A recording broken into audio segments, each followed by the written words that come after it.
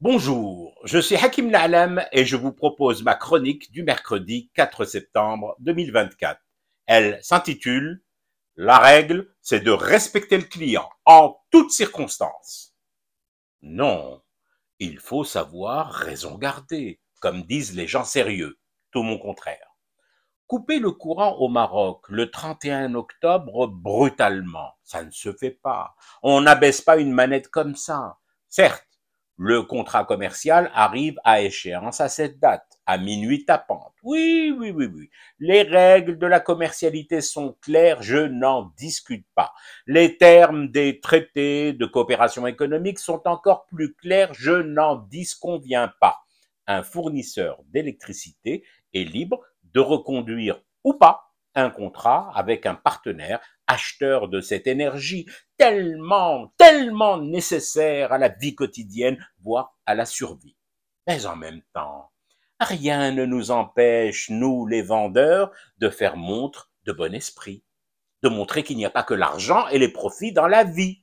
En un mot, de prendre des gants. Alors, justement, ça tombe bien. Je me suis renseigné et je reviens vers vous avec des informations de première main, ce qui n'est pas négligeable en matière de gants. Les gants pour abaisser une manette de compteur général de courant, eh ben ça existe. Alhamdoulilah, l'Algérie ne connaît aucune pénurie en matière de gants.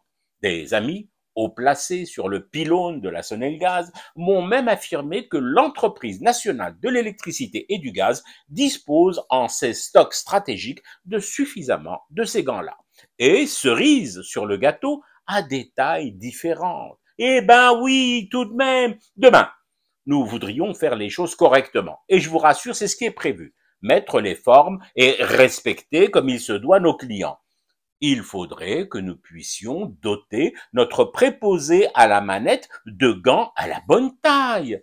Imaginez un peu, bark, beaucoup, passionnément, à la folie, ou pas du tout, que le gars ait des paluches de bûcheron et qu'il ne disposât que de gants taille S d'Iel les mioches. Pour qui passerions-nous aux yeux de nos frères marocains? Pour des rigolos, bien sûr.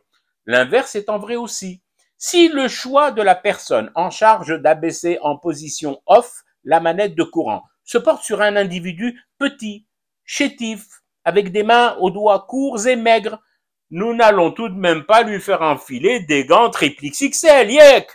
Oui, je sais bien que nos voisins et frères de l'Ouest, ça ne les gêne pas trop l'enfilement des X alignés à la queue leu. Mais nous, non. Nous devons maintenir notre standing et la qualité de nos prestations. Les gants à la bonne taille. Au-delà de cet aspect, des tailles, des gants, lequel est important, certes, il y a aussi le choix de l'horaire d'abaissement de la manette. Nous, des Édiens, nous n'allons tout de même pas faire ça le soir, à la sauvette, à la tombée de la nuit, comme des voleurs, ou pire, de manière honteuse. Abadan!